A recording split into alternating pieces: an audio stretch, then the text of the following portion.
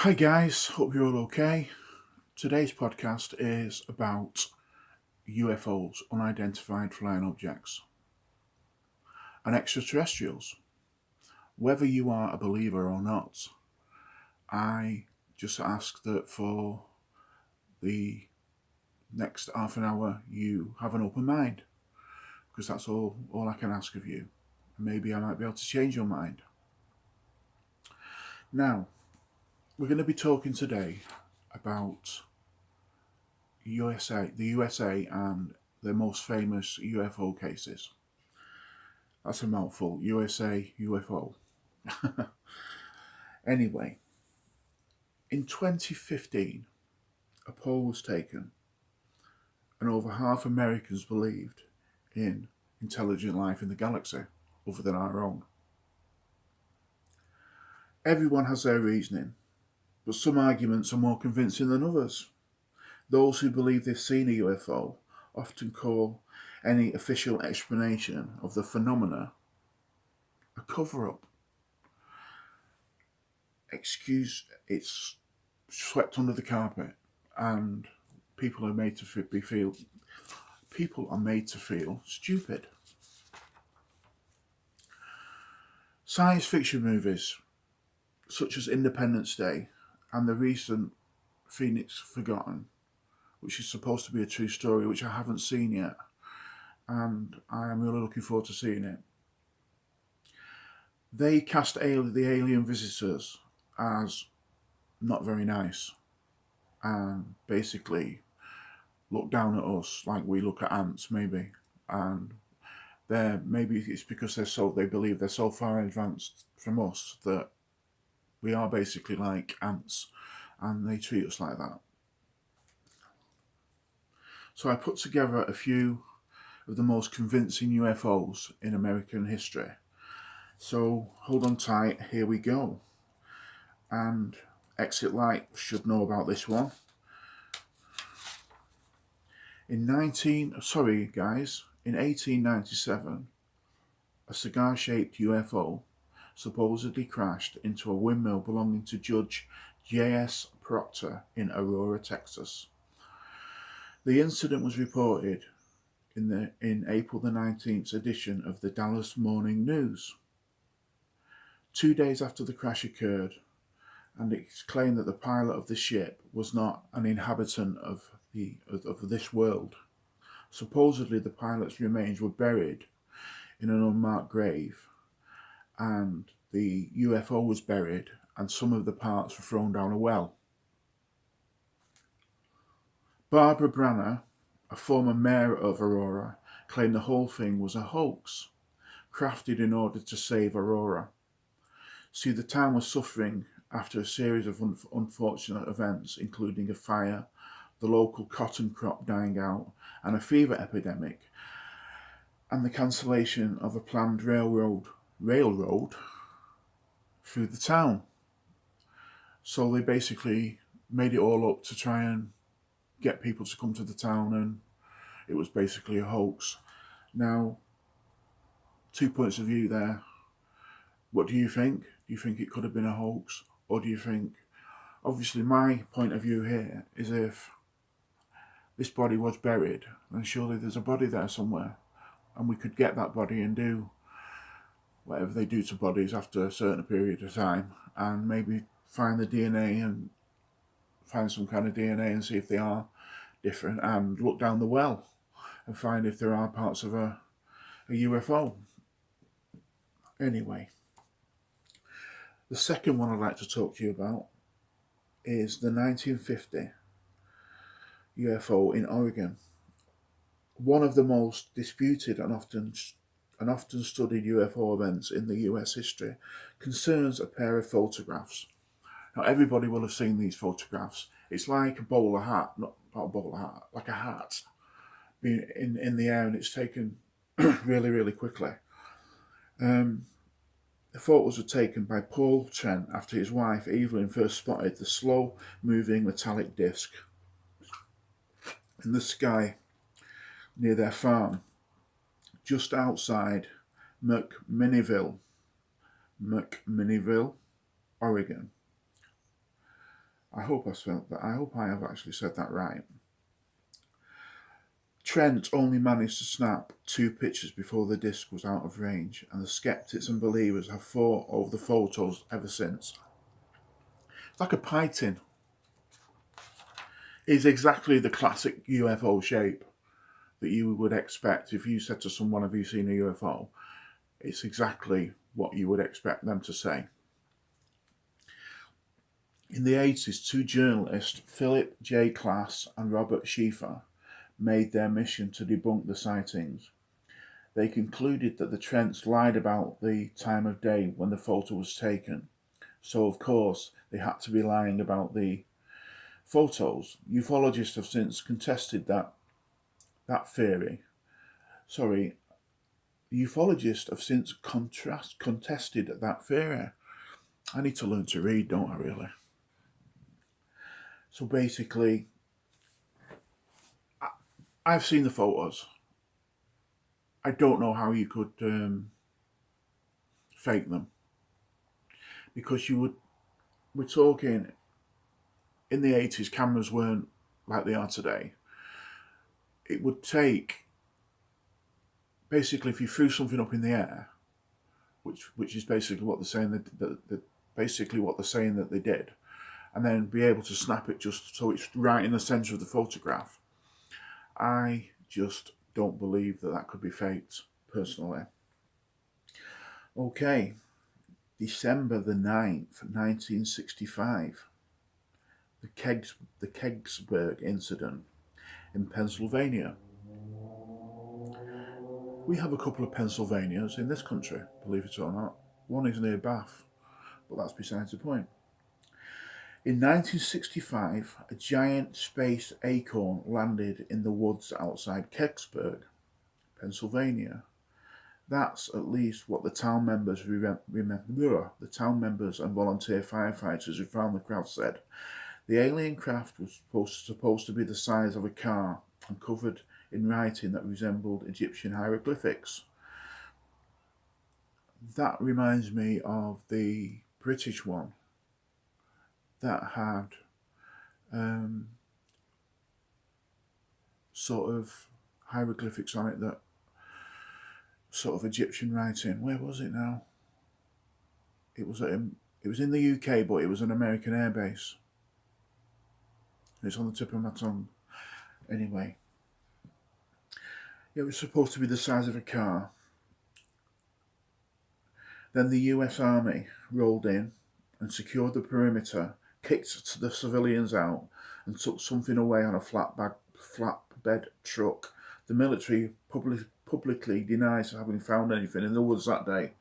So obviously, that if people have seen something on the back of a truck and they're denying that they took anything out of the woods, then somebody's lying.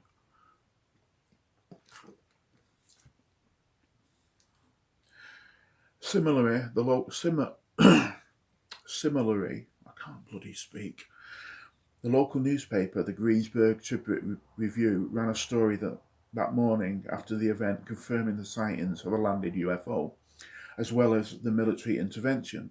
A later edition of the paper claimed the exact opposite, that nothing was found. Now that stinks of Roswell, doesn't it? If you remember Roswell, they reported that a UFO had crashed and there were survivors, little tiny people.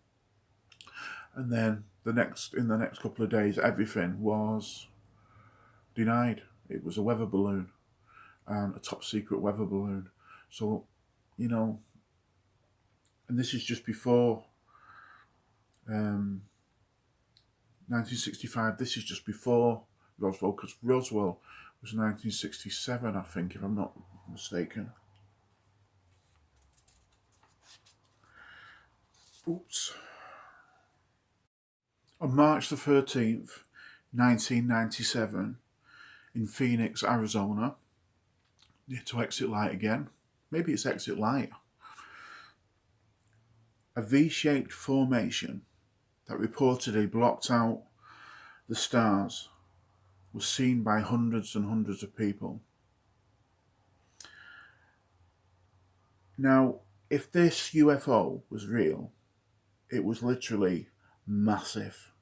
It was huge. Now, everybody's got an opinion on this one.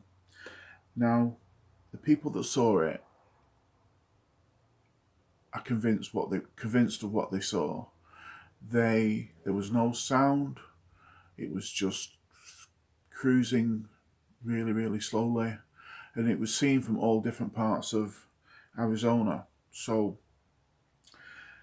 it's really, really, from my point of view, it's really, really difficult to say that this was a hoax. The military obviously have jumped it, and they have said that it was flares. Now, I'm ex-military, and I have seen military flares. We used to use them while we were on exercise to light up an area.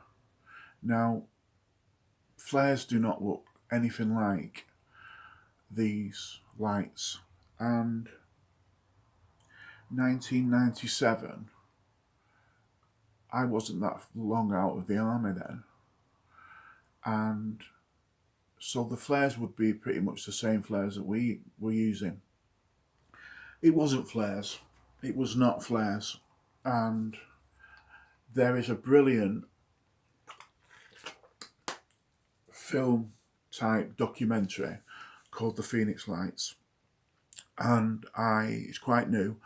If you're interested in UFOs, I suggest that you go and try and find this film and watch it. It's really, really good. And that's a recommendation from me, that it's really, really good. I will put a link on my group and on Exit Lights group about this film. It's amazing. Now, what I was going to do was just keep giving you all these reported ones, but what I think might be more interesting is I tell you about my experience. Now, we have actually done a video, or Exit Light has done a video about this, but I'll just give you a brief outline of what happened. There's a place just outside of Manchester. It's called Dovestones Reservoir. Now, it is free. It's beautiful. It's in the middle of nowhere, and it's 3 reservoirs that sort of come down in steps, and it's in a valley. And when I first came out of the army, I used to go hiking and running up there with my dogs. Now, I'd got round to the 3rd reservoir. They were big reservoirs, these. So I got round to the 3rd reservoir, and I, for some reason, decided to stop. So I wanted a coffee. So I climbed up on this wall with the dogs, and I poured myself a coffee, and I looked over to the other side of the reservoir. Now, there's like a retaining wall, and at the far end of the reservoir, my mind didn't click in properly. I couldn't really register what I was seeing. It was almost like a hill in the water, like a lump out of the water, like a reflection if something was made of glass. And I saw some people. Now, I just sat there looking, and they looked at me, and then it was just bizarre. Now, I am 100% sure of what I saw. Now, I believe that, and someone mentioned this in one of my other videos, thank you for your comment, that only certain people are open to seeing things. And I believe that I have seen this UFO a number of times, and I believe that if you're open to things like that, that you can see ghosts, you're open to the paranormal and the supernatural. Some people who don't believe are closed. That's why if you look, lots and lots of people who have had paranormal experiences, it will go on and go on and go on and go on, and they will keep seeing different things. Now, and other people, like my ex-wife, she doesn't believe, but she's never seen anything, and we've been in the same room, and I've saw things like shadow figures, and she's not saw them. My daughter, I've got two daughters. One daughter, she sees things all the time, and she's done some drawings of what she saw, and bearing in mind she's only 10, so, and it's similar to what I've saw, but what I have seen. And my other daughter is completely doesn't see anything.